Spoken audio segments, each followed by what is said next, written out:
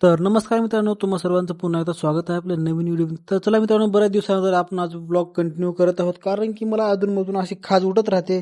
मी कुठली गोष्ट कंटिन्यू करत नाही. तर चला पटापट तयार होऊन आपण निघूया आपल्या कामावर.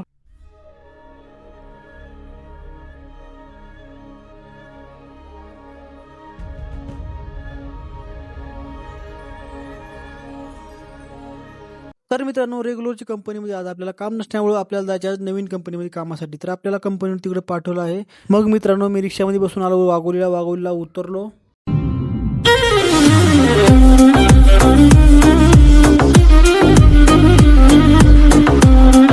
तिथून थोडं समोर आलो. मग समोर येऊन गरम गरम चहा घेतला उन्हाच्या काळात, एकदम कडक पानाचा.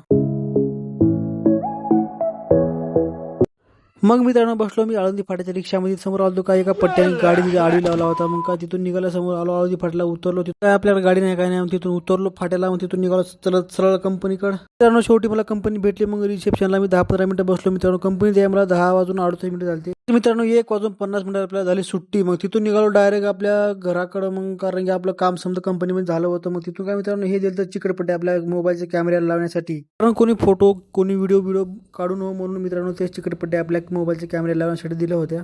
मग काय मित्रांनो, 1-2-3 तास काम केल्यानंतर तिथून आपल्याला डायरेक्ट झाली सुट्टी. मग तिथून आलो डायरेक्ट आपल्या आळंदी फाट्याला. मग तिथून बसलो आपल्या डायरेक्ट रिक्षामध्ये.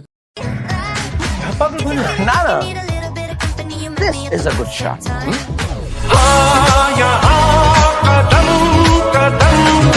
चला मित्रांनो, मी आलो वाघूला. मग इथे 1 किलो नंबर 1 बदाम शेक भेटूया आता पुढच्या व्लॉगमध्ये. तोपर्यंत जय हिंद जय महाराष्ट्र.